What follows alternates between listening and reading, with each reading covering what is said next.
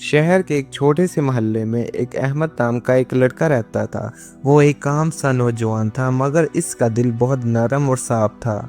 अहमद दिन भर एक छोटी सी परचून की दुकान पर काम करता और शाम को घर लौटकर अपनी बूढ़ी माँ के साथ वक्त गुजारता। जिंदगी सीधी सादी थी, लेकिन इसकी आंखों में एक ख्वाब था। ऐसा ख्वाब जिसमें मोहब्बत, खुशी और एक खूबसूरत सा घर शामिल था।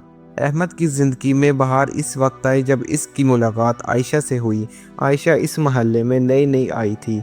वो अपने चचा के घर रहती थी, क्योंकि इसके वालिदैन एक हादसे में दुनिया छोड़ गए थे।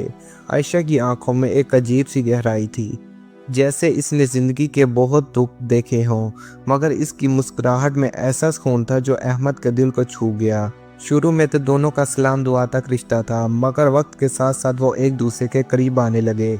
अहमद अक्सर बहाने से आयशा के घर के करीब से गुजरता और आयशा भी कभी कभार दुकान से कोई चीज़ लेने आती। दोनों की बातों में एक नरमी और शर्म छुपी रहती, लेकिन दिल की धड़कनें सब कुछ बता देती। अहमद को अपनी माँ से बात करने में कुछ दिन लगे। एक शाम चाय पीते हुए इसने हिम्मत की और कहा, अम्मा, मैं एक लड़की को पसंद करता हूँ। माँ ने मुस्कुरा कर पूछा, कौन है? अहमद ने धीरे से कहा, आयशा। माँ ने गहरा सांस लिया और बोली, बेटा, मोहब्बत अच्छी चीज़ है, लेकिन इसके साथ किस्मत भी ज़रूरी है। चंद दिन बाद अहमद की माँ ने आयशा के चचा से रिश्ता लेकर बात की, मगर वहाँ से जवाब आया, आयशा के लिए हमने पहले ही शहर के एक अमीर के घराने से बात तय कर दी है। ये सुनकर अहमद का दिल जैसे टूट कर बिखर गया। आयशा को जब यह खबर मिली तो वह कई दिन तक खामोश रही।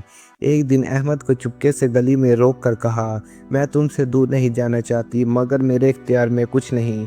अहमद ने आंखों में आंसू लिए कहा, आयशा, तुम खुश रहना, चाहे मेरे बगैर ही सही। शादी का दिन आ गया। गली में रंग बिरंगी रोशनियों का जाल बिछा था, ढोल बज रहे थे और मेहमान खुशियां मना रहे थे, मगर अहमद का दिल अंदर से खाली था।